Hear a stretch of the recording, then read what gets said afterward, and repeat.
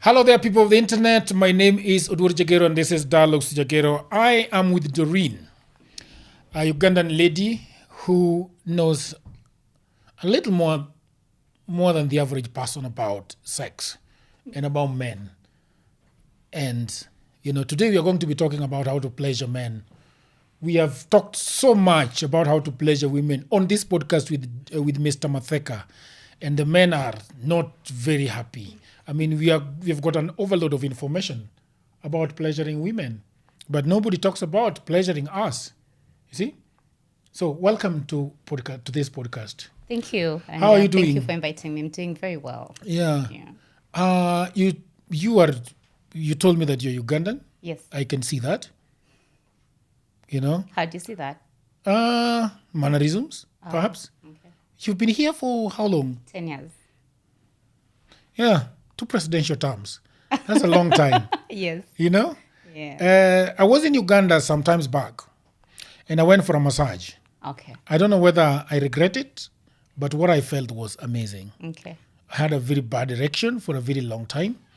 It took a long time. Oh man, that was the hardest erection I've ever had, because that woman had nilotic buttocks and she sat on my back naked.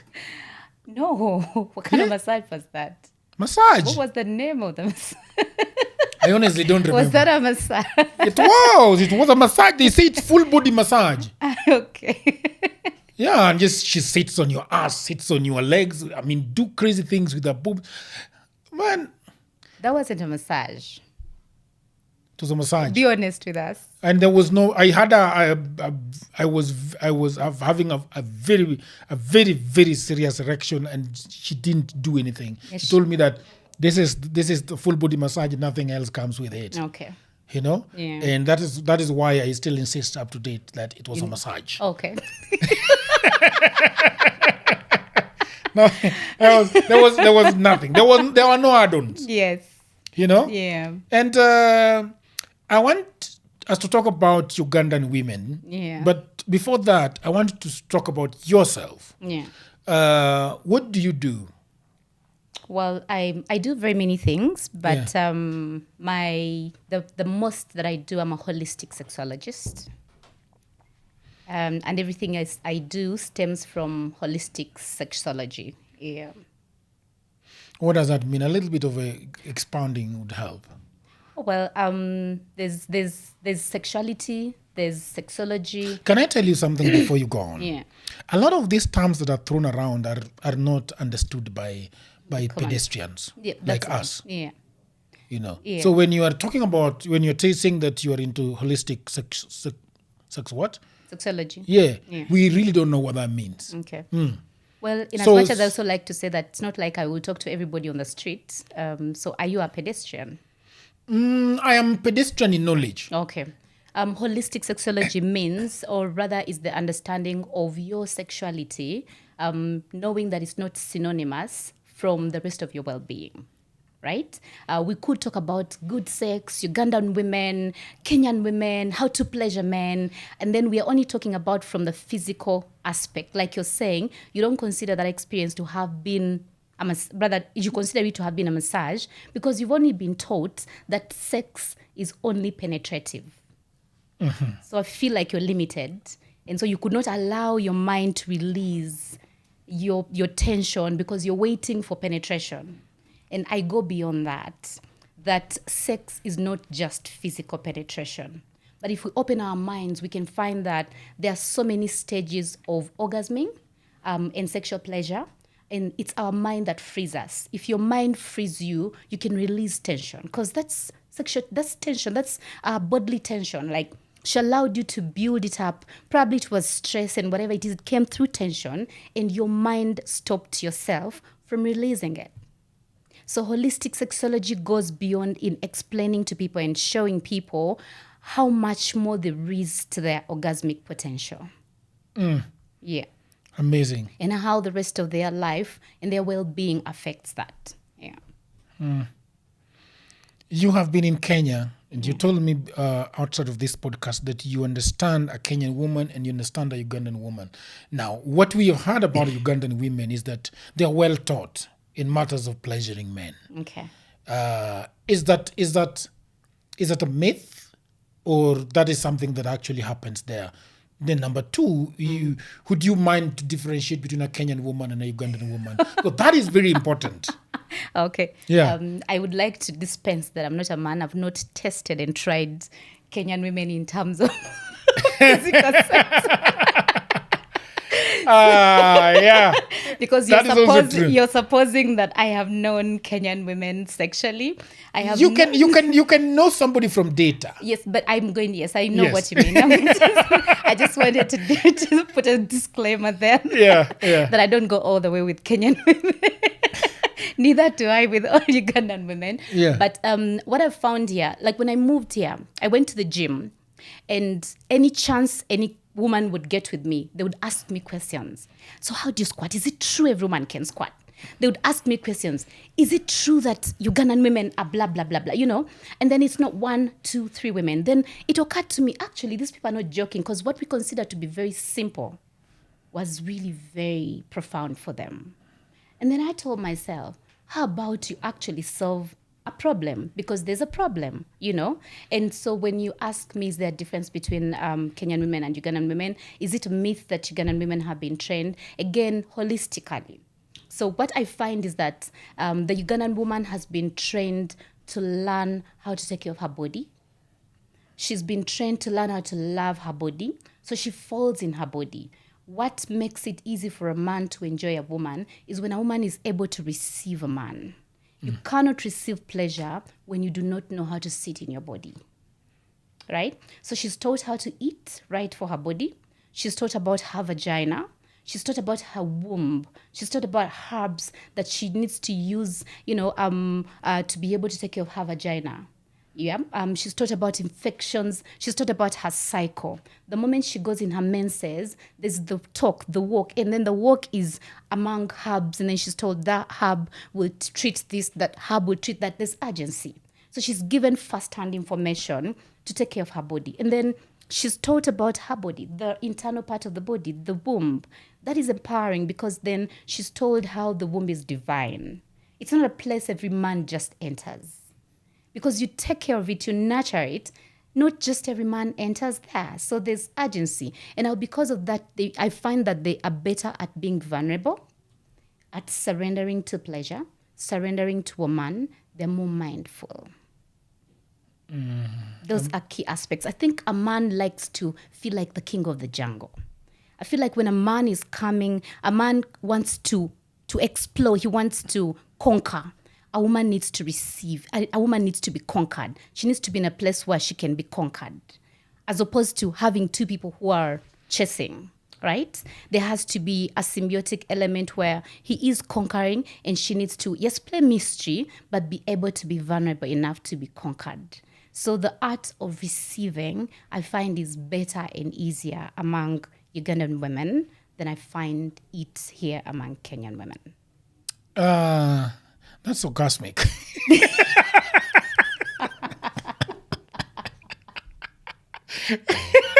I hope I don't leave you like the lady that massaged you.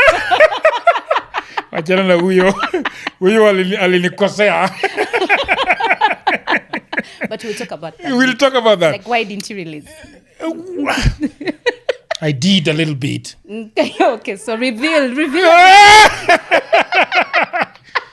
Reveal everything. You die. I know, right? You die. You're there lying to us. I took many days. Huh? Do you take many days with an erection? You know the thing. What happened? There is an erection that you have. Yeah. That releasing would have to be natural. Okay. You see, and one of the things that I like that was very interesting about that woman, because that was not the last time I was going for a massage. The next time I went for a massage, I did not go for that one, for the body to body, because I thought that was gonna kill me, give me a heart attack. Yeah.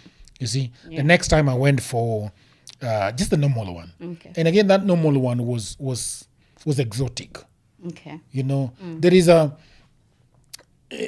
When you get a massage in Kenya, the woman is very conscious of herself. Yeah.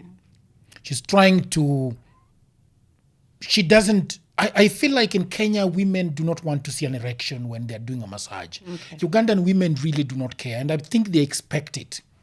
That if you move so well on a man's body and touch them properly, they will have an erection. And it is okay for them to have an erection. This second woman saw me having a very serious erection, and she just played her game the whole time, putting my dick out of the way, doing everything out of the way, and understanding that this is what it is. You know, at some point you can't even if you turn the other way, then you can't lie on your stomach, because where do you take your She would know definitely how to start you off. Yeah. you know? Yeah. So the question that I wanted to ask about that is that this kind of education, how does it happen in Uganda? Because it's culture education, it's slow. It's not like you have it one time. The fact that it's open. What I find, if I talk about sex, even just saying that word, I will most definitely see most women, Kenyan women, looking down. Yes. Right? So the conversation is a little bit open. It doesn't mean that we walk on the street talking about sex. You know, if I'm with other women and I start talking about sex, it's not like they will frown upon you, right?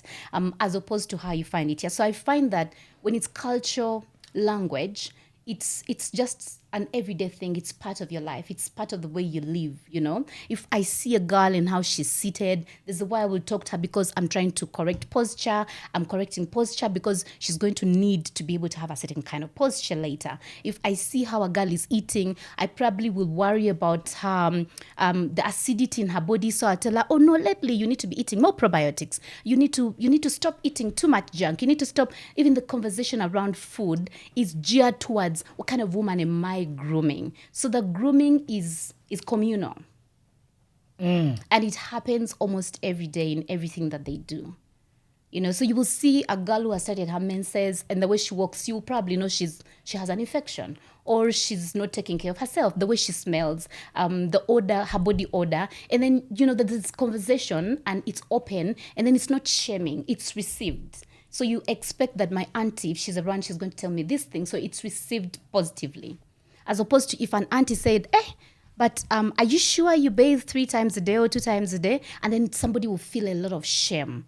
I guess you would experience it in a culture where it's not the language that is spoken, but because it's expected, you'll be like, that is giving me, she's seeing something I'm not able to see for myself. So it's received. I feel like the conversation is organic.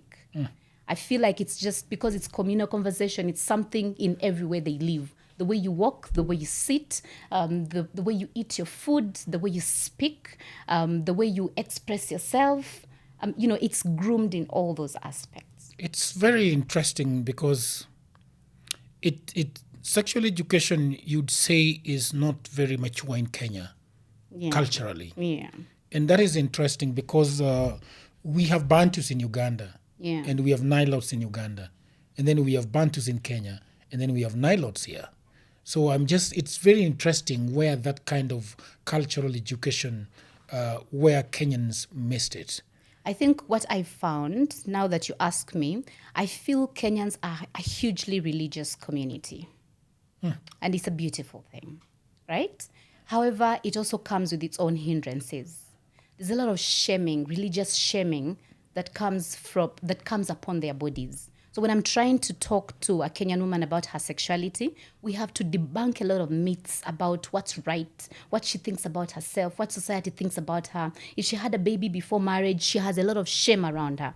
If she had sex before a certain age, there's a lot of shame around her. I talk to them, they are not nurtured during their menstruation.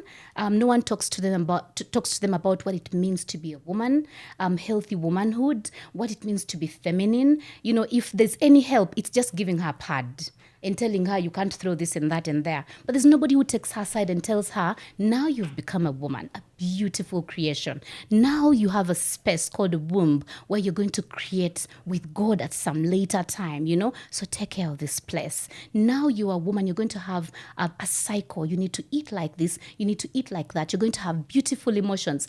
You know, so things are shamed around her womanhood. I find when women are disconnected from their wombs, to begin with. And so what I find is more of casual sex around the Kenyan woman. that comes from detachment from her own femininity and her own womanhood, right? Yeah, so the shaming makes people dissociate from their bodies, or rather makes people run away from their bodies. The fear of what society will say, or the sin element, you're a sinner when you do this, you're a sinner when you do that. And that makes people rush into sex faster, right? There's asexuality, among people when they're not taught well what healthy sex is, what sexual language is. I talk to young girls about puberty. And there's so many women who not bring their kids to me because I'm attached to an element called sexology. Yet actually, I'm teaching the girls to appreciate their sexual bodies. I'm teaching them about their emotions. So they find that one problematic? Problematic. Who is she? What is she going to teach our daughters? And I can tell you for a fact, very few will bring them around. So we are repeating the same problem we are coming from. They don't understand healthy sexual language, and then sex itself. They don't differentiate the two. They put the same word. So when I talk to them about sensuality, sexuality, sexology, they've not even taken a second to understand it. So it's not in our culture, Kenya here, to be able to really appreciate sexuality, our bodies. And the same thing with men, because I know you want me to talk more about how to pleasure men, but when women are complaining about men, when I'm teaching them about surrender and vulnerability, they say, but surrender to who? In 1 second is already inside. I am trying to be vulnerable and I want to be mindful and surrender to him, but it's pop, pop, pop, pop, pop. Hey. Inside. So that's all we want. No, but that's not you're not going to enjoy what you're looking for. Even if I come to pleasure you, and I am not going to bring my feminine energy upon you, if I'm not going to, you talked about the Ugandan ladies and how they massage. I'll get to that and why the difference between that. So if I'm not going to fall in love with myself and then put that love into you, then you're rushing it and then you're not going to enjoy me. For women, as I think you have understood, penetrative sex is not all that there is for us. But then you want a woman who is receiving you. How do I receive you when I don't know how to receive pleasure?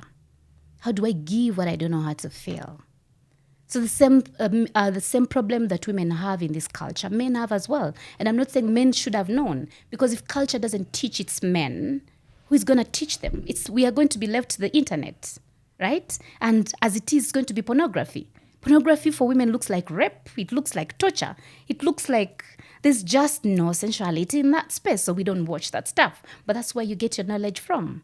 Now you're coming to me who is learning how to be mindful and to be sensual, yet for you're coming with a marathon, spirit, rather splinting spirit. Yeah? So it's the same thing. Even men have not been taught how to receive a woman and how to pleasure a woman. The same culture that has not taught women has not taught men. Before we started, you said that the Ugandan women find it very easy to squat. Yeah. You know? Yeah. And yet other parts of the world are finding it so difficult. Yeah. They don't know how to approach it. Although lately, I must tell you, for the last 10 years I've been here, I don't know who else is doing the work. I'm not saying it's true about Kenyan women anymore. There's so many Kenyan women now who can squat. Again, disclaimer, I have not tested them or tried them, but I know it's not as bad as it was when I had just come. Because anywhere, when you talk about it, it was more of, no, it's not for every woman. Men are becoming better at sex. Women are becoming better at receiving pleasure. Women are using their voices now. They're drawing boundaries. They're asking for what they want. They're able to tell you what is not feeling good. The more empowered a woman gets, the more she is. Because I believe squatting is also 50% on the woman's part. For me, I don't believe it's 50% on the man's part. Man, if I don't drink probiotics, if I don't drink water, am I going to squat stones? Even if you touch and fondle, nothing. Huh.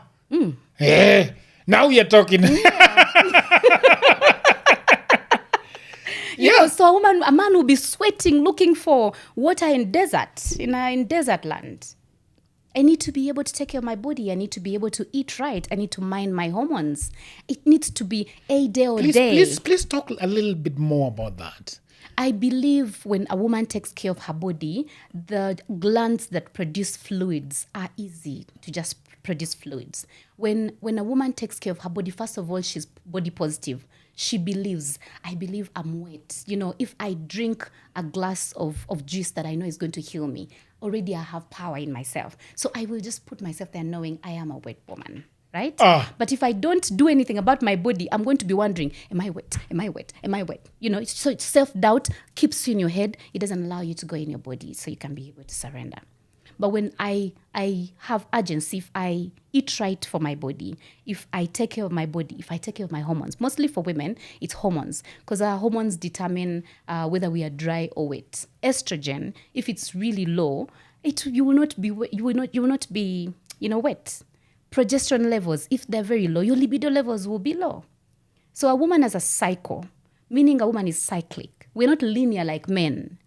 For you, you're the same. For us, our hormones change. 4 stages of a cycle that change our moods, our energy, and our capacity to be wet. Right?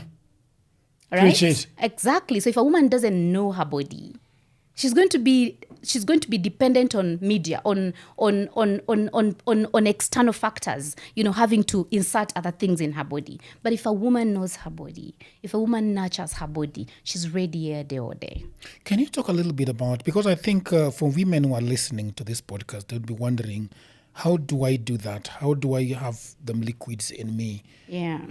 Can you talk a little bit more on that? But I feel like we're talking a little bit more about women, but now we are crossing. We are just after you answer that, we are crossing over to men. I think also it helps men because then it gives you less work. If a woman takes care of her body, you're not going to work that hard. So one of the ways in which you take care of a man, how to pleasure a man, is take care of yourself. If I take care of my mind, I'm going to make it easy for you to convince me or to turn me on. But if I'm rigid and I'm a perfectionist and I stay in my head, I'm making your work hard. You're going to have to come up with a lot of prose and poetry to turn me on. So if I want to teach women how to pleasure men, I teach them how to pleasure themselves or to find pleasure in themselves and make work easy for the man. And one of them is to take care of their bodies. If they take care of their bodies, they need to mind their cycle, eat according to the cycle, feed their bodies with foods that make their cycles easy. It's as easy as finding seeds and nuts to eat so that they have a healthy flow of these hormones. It's as easy as eating probiotics every day. Our mothers in all cultures, I've done research on cultures here, right? All cultures have probiotic foods, fermented foods. But we come to town and we become so modern and these probiotic foods look like they're not so cool. So we want to go to supermarkets and pick things which are making us dry because they've been branded to look nice. But there's nothing in them. But the probiotics that our mothers used to make in those nyungus, those pots that they used to put in the homes and all that, that's where the magic is. I could mention many of them. Of course, now they've been turned into alcohol, but Busa, Muratina, that probiotic for the Kalenjins is Mursik. Mursik, yes. Those are foods that make women wet. Right? Mm-hmm. If they make yogurt from home, apart from this yogurt which has a lot of sugar, too much sugar that has even been hidden, they just go to the supermarket. They said we drink yogurt, then they pick the yogurt which is too sweet. Nothing. Find yogurt which is organic, made from home. Take it, drink it. You will not be hard to turn on. And that's the difference between Ugandan women, Rwandese women, and the other parts of the world where there's not enough squatting because their diet. Those cultures are wild. Their diet is heavy. Exactly, it's heavy on probiotics. Cheeses, fermented cheeses, everything that is fermented grains, fermented dairy, and it's in every meal. So 3 times a day, a woman is eating something fermented. That alkalizes her body and takes her away from being an acidic being to being a well-balanced woman. What is an acidic being? Acidic is when you eat so much starch for dinner. Okay, let me even just mention it realistically. Yes. They are eating chapati and there's nothing wrong with that, but then they're eating dry food. No liquids, no soup, because the food here is nyama, which is dry, the skuma, which is dry, ugali, which is dry, and then a man is looking for water. That woman. Yeah. Breakfast, githeri, which is dry, chapati, which is dry, mandazi, which is dry. Then you expect water in that woman at the end of the day. Well, where is the squat coming from? Nowhere. Stones, you're touching, and then I keep thinking, okay, if you're to touch such a woman, it's like pallets of stone.